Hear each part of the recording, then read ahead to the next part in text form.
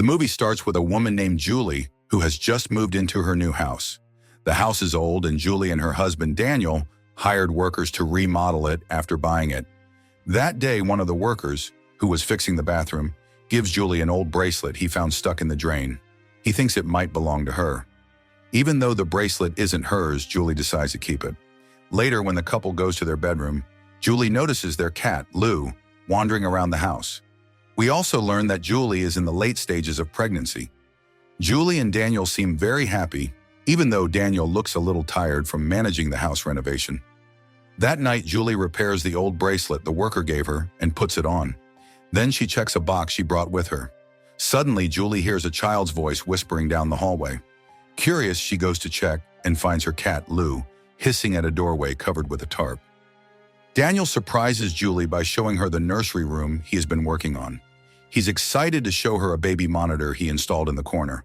The monitor can record video and connect to a microphone. Later, the couple attends an academic banquet because Daniel is a new professor at the local university. While socializing with the guests, Julie talks to an older woman. Julie mentions that she and Daniel just moved into a house near the lake. The older woman says she knew the previous owners and that the wife became very sick. The woman then asks if Julie and Daniel are expecting their first child. Daniel suddenly interrupts and says yes, which surprises Julie. When they get home, the couple argues. It turns out this baby isn't their first child. Julie and Daniel had a son who passed away, and Julie is upset that Daniel lied about it. After their argument, Julie goes upstairs to leave, but she briefly sees a little boy standing far away. Shocked, she trips and falls. Julie is rushed to the hospital. While there, she remembers the traumatic experience of giving birth to their first child, who was stillborn. When Julie wakes up in the present, the doctor reassures her that the baby is okay. However, they explain that there was an abruption, meaning the placenta has partially separated from the uterus. This can cause a premature birth or even death if not carefully managed. To protect her health and the baby's, the doctor strongly advises Julie to stay on bed rest for the next 8 weeks until her due date. She must avoid any physical activity and lie in bed all day, only getting up to go to the bathroom. Most importantly, she needs to stay away from stress. Since their house is under renovation, the doctor also recommends pausing all major projects until after the baby is born. A few days later, Julie and Daniel return home. Daniel tries to lift Julie's spirits by showing her a few comforting things he has set up in their bedroom. Daniel had prepared everything Julie might need during her bed rest, including a grabber tool to pick things up, an iPad, her laptop, and a walkie-talkie to call him if she needed help. The next day, Julie tries to keep herself occupied by working on her laptop, watching TV, and playing with their cat. Later that day, while in the bathroom, Julie hears a child laughing and a baby crying. Startled, she quickly goes back to the bedroom. To her surprise, the closet door creaks open by itself. When she cautiously checks inside, she finds nothing. In the evening, Daniel comes home and notices a UPS box in the bedroom. Realizing Julie must have gone downstairs to bring it up, he gets upset, knowing she should not be exerting herself. The couple argues, with Julie expressing her frustration about feeling helpless and confined. However, Daniel soon apologizes, realizing he shouldn't add to her stress, and they reconcile. Later that night, as Daniel sleeps, Julie stays awake. She hears the closet door creaking again. When she looks, she sees a figure peeking out from behind the door. Terrified, she wakes Daniel and tells him someone is inside the closet. Daniel quickly grabs a weapon and checks the closet, but finds nothing there. The story then skips to day 13, with 43 days left until Julie's due date. Julie is shown passing the time watching TV while cleaning the bracelet she received earlier. At one point, she notices a little boy playing alone in the yard. Out of boredom, she greets him and asks where his mother is. To her surprise, the boy suddenly turns serious and points directly at her, which unsettles her. As Julie processes this eerie moment, she gets a notification from the baby monitor indicating movement in the nursery. Curious and cautious, she checks the monitor and sees it's just their cat, Lou. However, as she keeps watching, she notices something chilling. There's a reflection of a person's face in the nursery mirror. Terrified, Julie immediately calls 911 and reports an intruder in her house. The operator advises her to lock her bedroom door. Julie rushes to do so, but deep down, she knows that a locked door won't stop what she's dealing with. Soon after, she notices wet footprints appearing on the ceiling, which vanish just as the sheriff's car arrives outside. When Daniel arrives home, he finds Julie finishing her conversation with the officer. The officer explains that he couldn't find any sign of an intruder or even a child in the house. This worries Daniel, and after the officer leaves, he and Julie have another argument. Daniel thinks Julie might be hallucinating due to the stress, while Julie insists she's not imagining things. Concerned for her well-being, Daniel decides to hire a babysitter to stay with Julie, despite her protests. Julie doesn't want someone watching over her, but Daniel believes it's necessary. Later that night, unable to sleep, Julie pulls out the box she had tried to open earlier. Inside are items she had prepared for her first baby, Andrew, who tragically died at birth. The box contains baby toys and other keepsakes. As she goes through the items, Julie remembers her loss and begins to cry, mourning Andrew. Eventually, she falls asleep, but she's woken up by a noise coming from the ceiling. To her shock, she sees one of Andrew's toy cars moving up there. The car suddenly falls onto her bed. When she checks the box, she finds that the toy was indeed taken from inside it. As Julie processes what just happened, she briefly sees a little boy running out of the room. It dawns on her that the boy might be the ghost of her stillborn son, Andrew.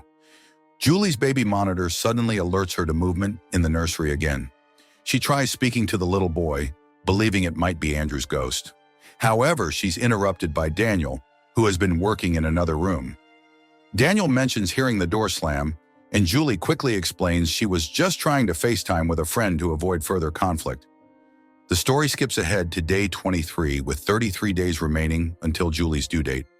By now, Daniel has hired a nurse named Delmy to help take care of Julie. After conducting a health exam, Delmy and Julie sit down to talk about motherhood. During their conversation, Julie opens up about her traumatic experience.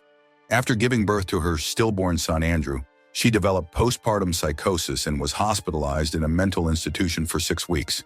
She confesses that during that time, she frequently saw apparitions of Andrew because she wasn't ready to let him go.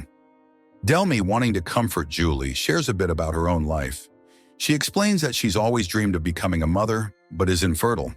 To cope with this, Delmy finds solace in helping other mothers deliver and care for their babies, considering herself an honorary mother.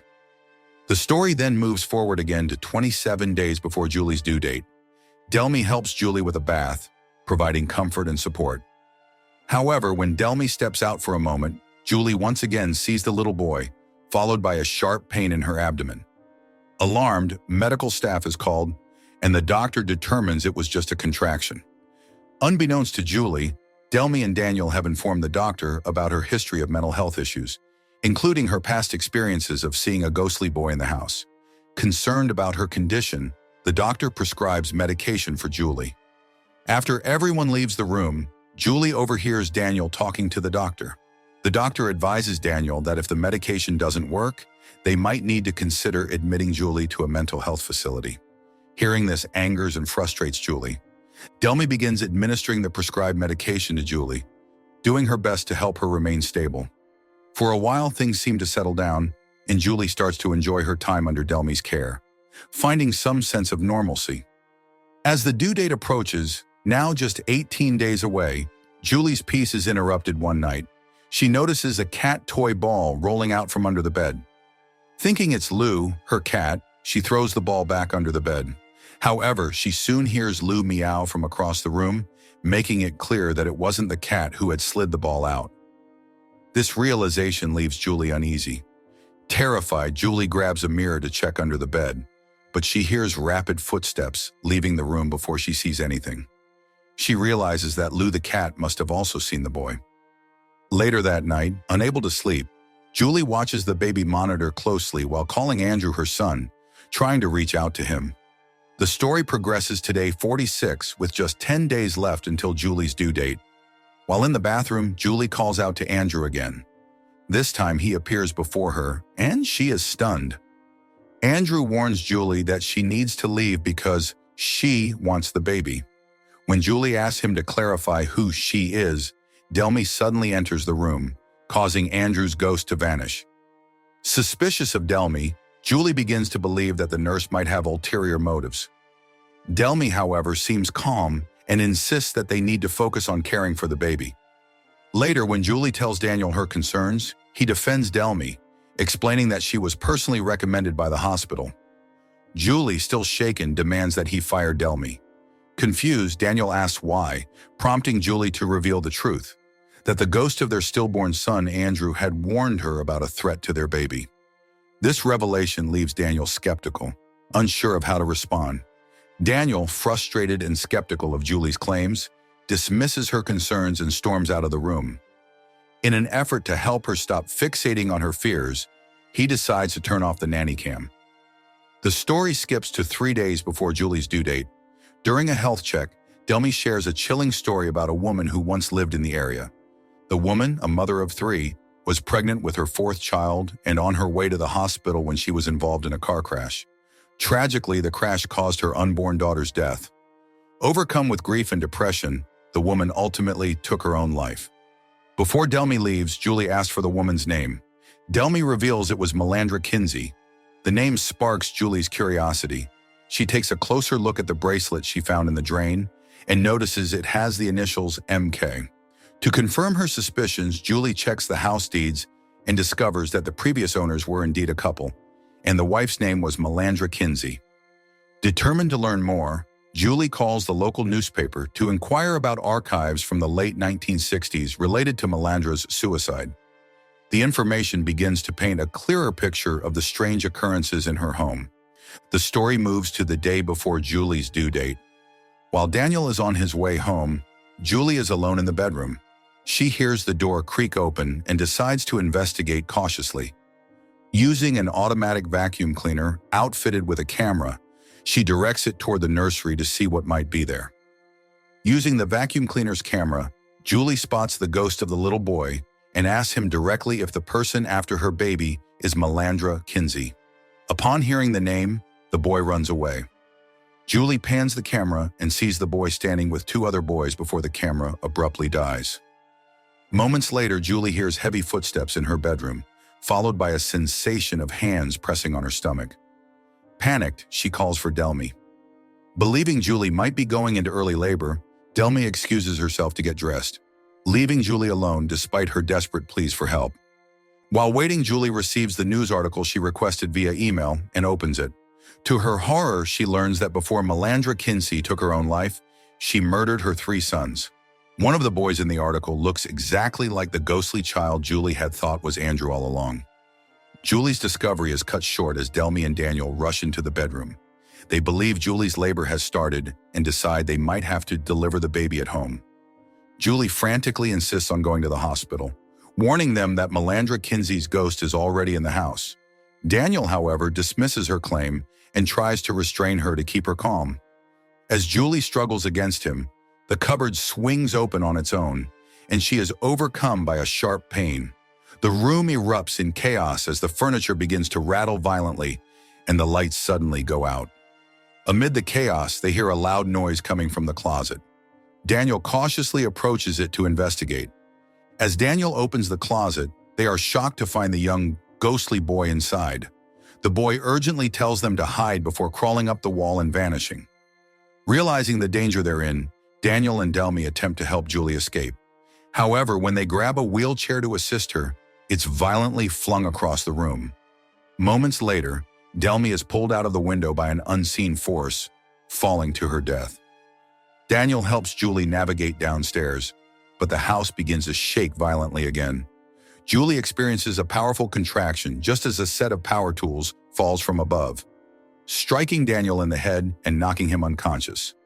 Now alone, Julie crawls to another room in an attempt to retrieve her phone, but the door slams shut before she can reach it. At that moment, her water breaks, signaling that her baby is coming. Desperate, she grabs a walkie-talkie and tries random channels to call for the police. Suddenly, an unseen force drags her into an unused bathroom, where she begins labor. As Julie struggles through the pain, Melandra Kinsey's ghost finally appears, slowly approaching the bathroom. Julie, determined to protect her baby, continues to push despite the terror surrounding her. After a harrowing labor, she successfully gives birth to a healthy baby girl, whom she cradles protectively in her arms. The ordeal isn't over, however. Melandra Kinsey's ghost looms at the edge of the room, her spectral hand reaching out toward the baby, clearly intent on taking the child's soul. Julie, now face to face with the malevolent spirit, braces for the final confrontation. Julie, clutching her baby tightly, realizes the floor beneath her is rotted. She rocks back and forth in the bathtub until the weakened structure collapses, sending her crashing to the first floor. The impact leaves her gravely injured, but her baby remains unharmed. Daniel rushes to her side, and with her final strength, Julie begs him to take their baby to safety. As Daniel tries to break down the front door to escape, Melandra Kinsey's ghost appears once again, advancing toward the baby. Summoning every ounce of strength and maternal love, Julie rises for one last act of defiance to protect her child.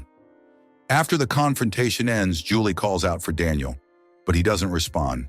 She looks down and sees her own lifeless body lying on the floor, realizing she has become a ghost. Moments later, the ghostly little boy reappears and leads Julie to a room where she finds her stillborn son, Andrew, waiting for her. Holding Andrew in her arms fills her with peace, but suddenly she feels herself being pulled back. Medics are attempting to revive her. Before she is brought back to life, Delmy's ghost appears. Julie, moved by the sight of her, entrusts Andrew to Delmy's care. With tears in her eyes, she watches as Delmy lovingly carries Andrew up a glowing stairway to heaven, fulfilling the maternal role she had longed for. The story fast-forwards several years. Daniel and Julie are shown living happily with their young daughter and their cat. The house is now peaceful, and the ghostly figure that once tormented Julie is gone. The film ends on a heartwarming note as the family's love and resilience shine through. If you want interesting movie recaps, like, share, and subscribe to follow us for more movie recaps.